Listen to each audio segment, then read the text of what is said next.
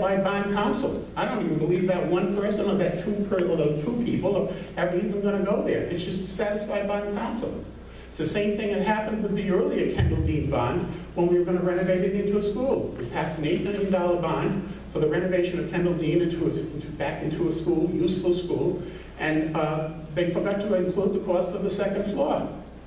So did we save the money for the $8 million or go back to the voters and say we need more money or redo this? No, we blew the $8 million on other projects, mostly for the school department.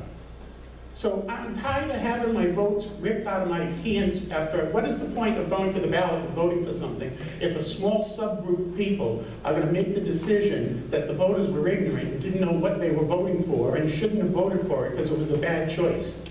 I know what I'm voting for, and everybody in this town knows what they're voting for the most part. Maybe not every particular detail, but I think we all get the concept.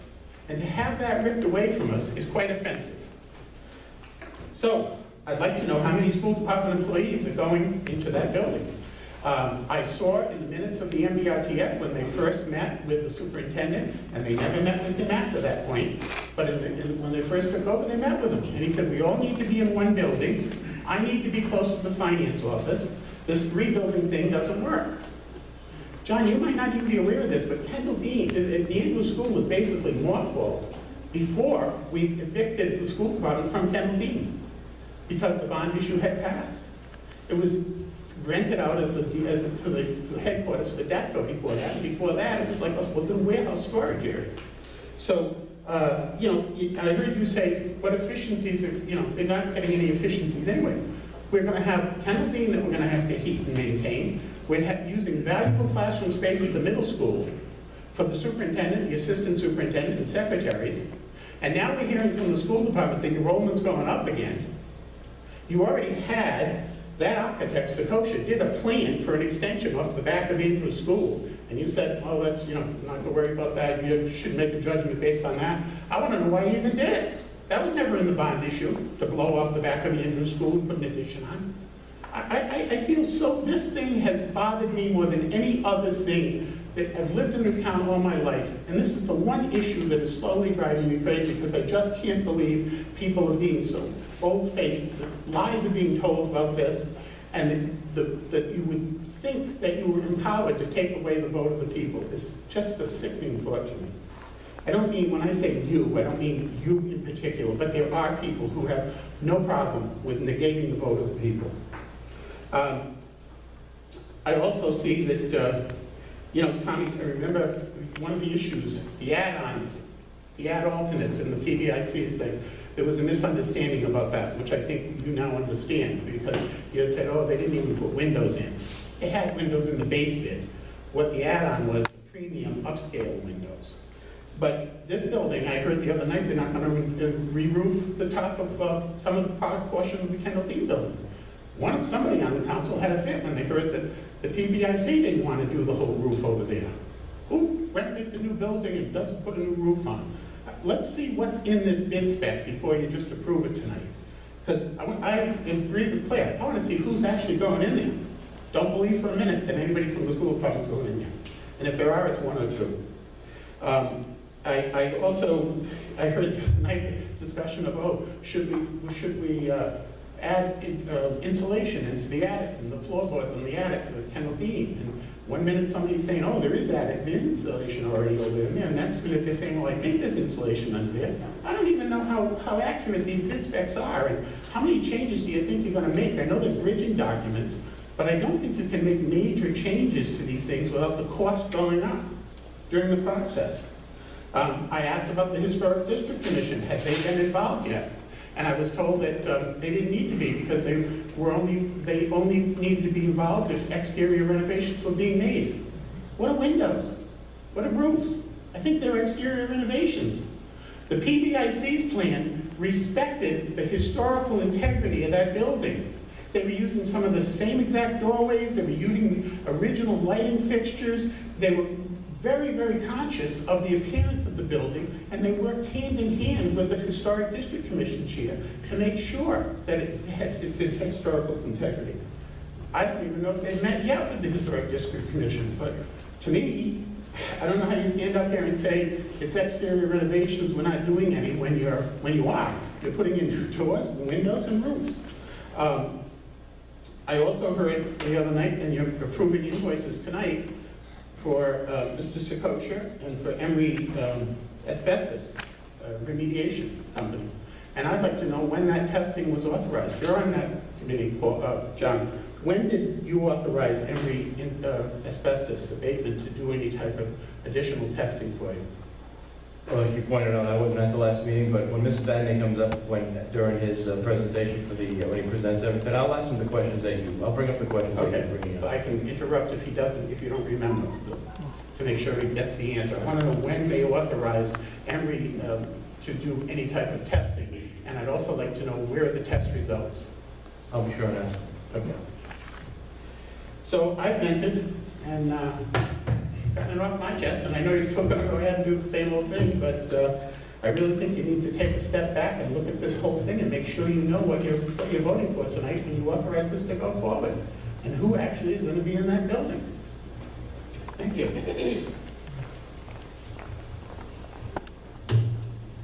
There was one more gentleman that wanted to come up, I believe.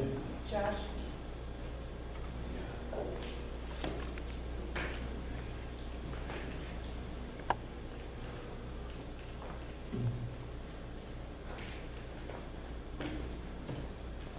Well, I'm not hi.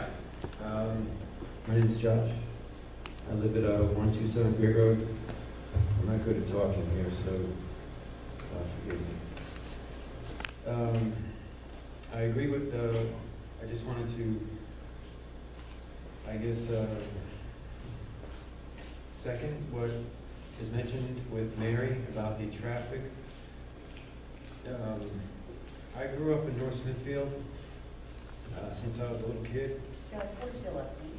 Runk, Joshua Runk. Okay. I grew up when like this tall, living at that house, Colonial House, and I've seen traffic accidents like that have been horrific. A little girl was run over on my lawn where Pounder Road, Great Road live. And, my brother watched the little girl get run over, and her mother and her dog. And then we had two people fly out of the roofs because they flew down Pounder Road and they hit the house. It was before there was a white picket fence before the house. And then people come out of Pounder Road and they may be intoxicated or something. But they've gone through the house. Bill Bryson, he owns the building. So then on nights when I go ahead and I sit out with my dog, I just watch the traffic, and it's just horrific. And there is a sign that Mary mentioned about lowering the speed limit. There's a sign not 127, but before the earlier digits. Across from it used to be the rabbits used to live in this big, a new family lives there. There's just there's a 35 mile an hour sign that's covered by trees and you can't see it. When you're heading towards Pounder Road to get into Burgo, it's covered and you can't see it.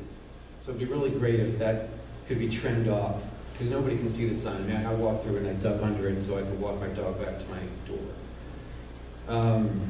Is that on Pond Hill Road? It's on Great Road. It's on Oh. Great. When you head towards Great Road, and Pounder Road goes that way, and you head towards, get down to Little General, to go back in that direction. Where Warren Avenue, Homestead and Warren Avenue is right there, and then the sign is right there on the telephone pole, but it's hidden by all the trees. Nobody can see it. It says 35 miles an hour. It's just, trucks throughout my lifetime, they don't know where to go. I mean, that's kind of been worked out because the MapQuest and GPS is kind of helping them now. But in the past, it was, we'd just listen to trucks kind of back up into the house and hit things all the time. Based on, I don't speak publicly, so I'm nervous here. I'm sorry. Don't worry, this is freestyle. Freaking me out. So, but I sit there and, I walk my dog, and I know all the people that walk their dogs, and it's really nervous for us all to walk our dogs. And there's new families in the new colonial houses, like some of the people that I knew have now retired, and there's new families in those big homes, and they have kids and dogs now, and it's unsafe. Homestead has set up their own little kind of like control of their street. But Union Village is a great place because it's historical, and we're proud of that. So we just like to keep it safe for everybody, That's about as far as I can get with my words before I pass out. Okay? So, I don't, but memories of those people being on my lawn, and the little girl that got lost her life, that was, my brother watched it in front of his eyes, and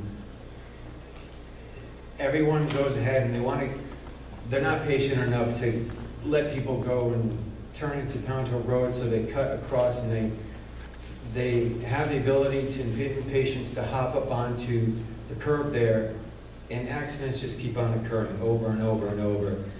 And there's no warning sign. There's just a stop sign that's lopped over like this to Pound Hill Road. That's the only marker.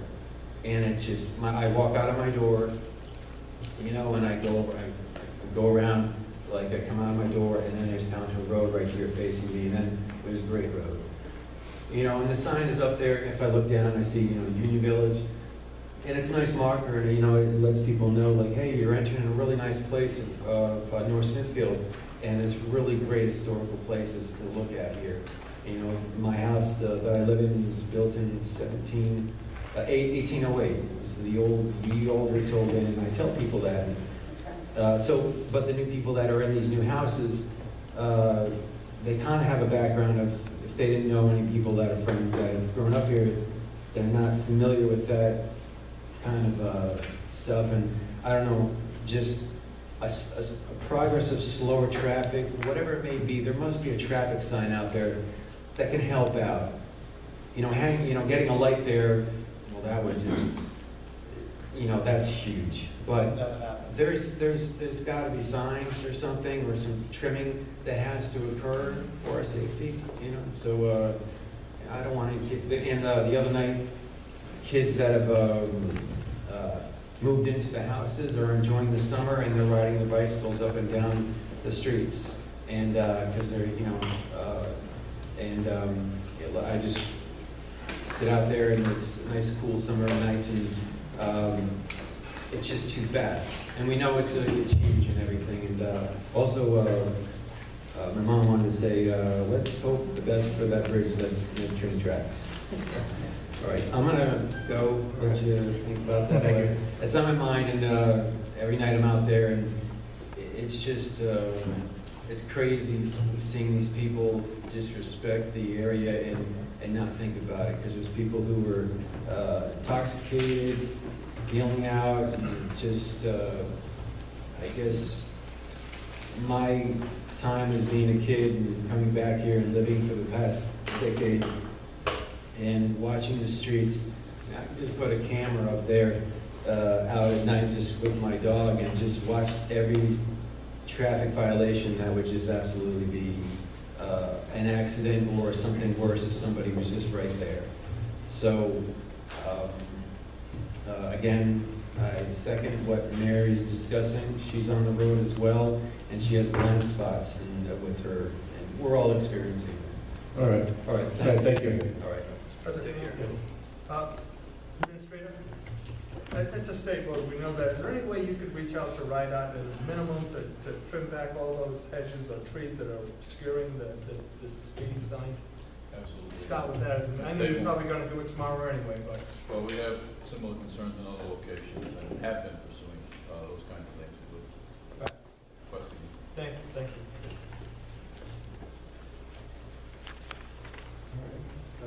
Moving on. Does anybody else want to come up before I close open forum? Okay. John, just like to ask, if you could ask Paul when he comes up for the answer to one other question. Is there money in the budget for the generator for Kendall Dean if EMA goes there? And is there money in the construction budget for the tower if EMA goes to Kendall Dean? I'll ask you again with those questions. Wait.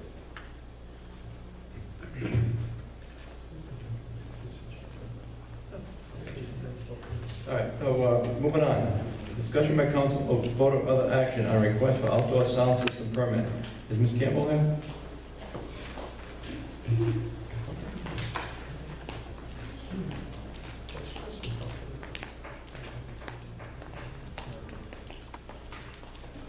Hi, Jen Campbell. How are you? Tom's gonna speak for us. So you're having a party on August 18th between 10 a.m. and 4 p.m., right? Yes, my name is Tom Gruska, 18 Homestead Ave. So what we are proposing or requesting a permit for is for an outdoor block party for the families of Union Village, and between the times of 10 and 4 on the 18th, which is the details that you have.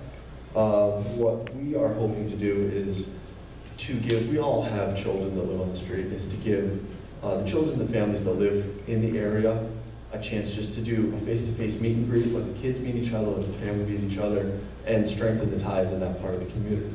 We requested a permit for a sound system. It's a 1,000-watt sound system that I use. I'm an elementary phys ed teacher. It's my personal sound system, and it would be on the front porch of my house. And at 4 p.m., that would go off, or I would say I would turn it off, and we would, at that point, end the party and plan to disperse everyone. We were also requesting that we could close the street, and Mrs. Campbell's been speaking to the police department about that. From 21 Homestead Ave to 29 Homestead Ave, so it would be in front of our respective houses. And the two houses that would be affected by that have two driveways. So one driveway would be open for the house to the north, closer to Great Road, and then the other house on the corner of Homestead and Bamford would have their access to their driveway. And so the only houses that would be restricted as far as vehicles in and out would be our families that would be in attendance at the party. But we also have access to the back. We all have back lots.